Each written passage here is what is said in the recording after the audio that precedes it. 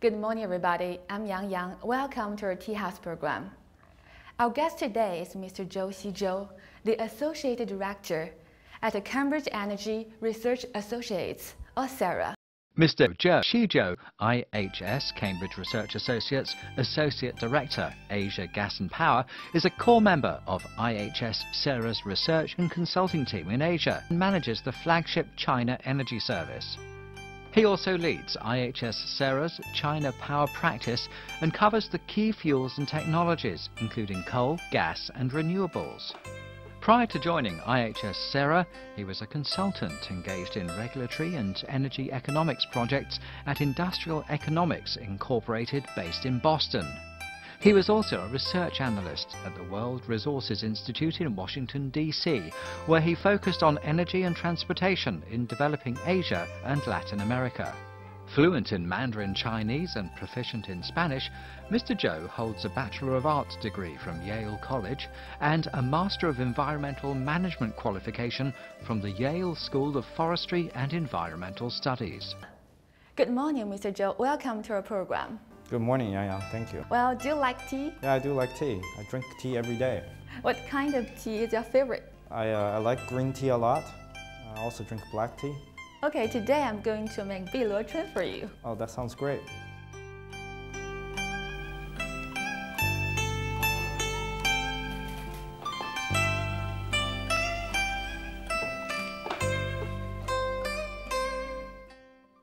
Do you normally have tea like this? No, I usually have no time to do that. But yeah, I have tea in my cup and then I just drink it. Oh, we can wait for a while. As the world's largest energy-consuming country, what type of energy do you think that China is badly in need of? Yeah, that's a great question. As you know, China is the biggest energy-consuming country now in the world. And if you look at what China uses today, the vast majority of the energy supply is really coal. And then we have some hydro, basically from rivers. And then we also have some nuclear power, some natural gas, and also oil, because all the cars need to be run on gasoline and diesel. So the energy that we have today are really the traditional energy types like oil, coal, and hydropower. But in the future, as you mentioned, new energy is becoming increasingly important. So we will need more energy types in the future to supply all the need that this country will have. Who is the biggest energy user in China? Yeah, the biggest energy user today are the industries. So if you think about, in the society, who uses energy, really we have the residential users, households, where we live, every day we use energy. And we have the industries, and we have commercial buildings like shops, stores, office buildings, and we also have the agricultural sector that use energy as well. But when we think about the biggest energy user, they're really industries. They use the vast majority of the energy in this country. And how fast will the demand increase? Demand will still grow very fast, I think, because if you think about energy demand, it really grows in proportion with how fast the economy is growing. So if we look at China, for example, for the electricity use, 75% of the electricity in this country is consumed by the industries. So when industries are growing fast, energy demand will grow very fast as well. So if we look at some other countries in comparison, for example, in the United States or in Western Europe, their economies are growing at a very slow pace, so 1%, 2% GDP growth. China's GDP growth is always 10%, 12%. So because of that difference, the energy demand growth in Western countries are usually slower than in China. So in the future, the next 5 years, if you look at what the Chinese government has proposed for economic growth, it's actually slower than what China had experienced the past 10 years, which is always double-digit GDP growth. The next 5 years, the government target is to grow the economy by about 7% a year.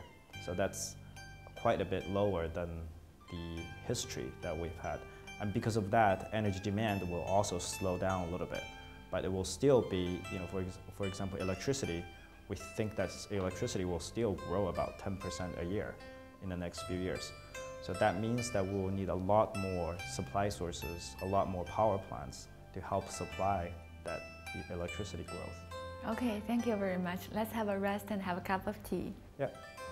I think tea is almost ready. You can have a look at the color of the tea. It looks very nice. Yeah. So we have to smell it first. Yeah, put it into 闻香杯. And then here.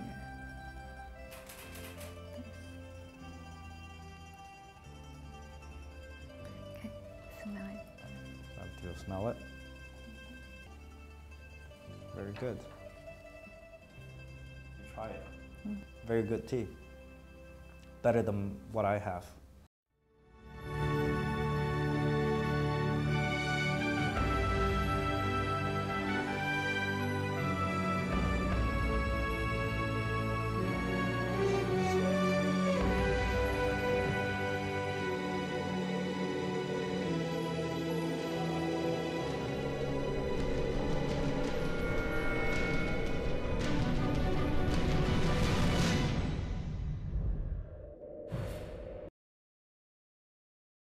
Okay, let's move on to our next topic. How to satisfy the demand of energy in China. And how many stations should be built to satisfy the demand of energy in China? Power stations are very important because they're the sources of electricity generation. So the past 5 years, China built a lot of power plants. And the vast majority of them are coal-fired power plants. In the next 5 years, we will still need a lot of coal-fired power plants, just because that is the backbone of supply. But we're increasingly seeing other types of power plants coming online in the power system. For example, nuclear, wind, solar, natural gas, all these different technologies that in the past have not been grown as much as what they will in the next 5 years. Do you think how many traditional kind of power stations should be built, and how many stations should be built for new energy? Yeah, we expect about in the next 5 years, according to some of the government figures and our own work, we expect about 100 coal-fired power plants a year to be built in the country. How many do we have at present? Right now we have thousands and thousands. So when we measure power plant size, we use the concept of gigawatts. So right now, China has about 800 gigawatts of coal-fired power station. And if we think about the world comparing to other countries, that's more than what the US have. So we have more power plants than more coal-fired power plants than any other country in the world. As we all know that coal fire can cause many pollutions, so we will build some more new energy power stations. And how many will be built, and what kind of will be built? There will be many kinds. There's hydro, which is also clean, but there's some environmental issues with hydro. There's wind, there's solar, there's natural gas that are cleaner, all cleaner than coal, and also nuclear.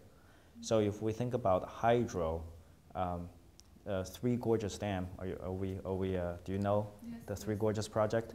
So that project is very big. Yeah? It's about 22 gigawatts in size. But in the next few years, in the next 5 years, China projects that it will build the equivalent of another 5 to 6 Three Gorges in hydro projects. And the wind projects will also be growing very fast, probably 2 to 3 Gorges Dam in wind power additions. Nuclear will probably be about 2 Three Gorges Dam size nuclear. So there's a lot of new energy sources coming online in China. And what kind of new energy is the most cost-effective one? Right now, if we think about the cheapest clean energy, is really hydro. That's the cheapest one. Wind and solar are still more expensive. Nuclear is also expensive, but it's not as expensive as wind or hydro. wind or solar.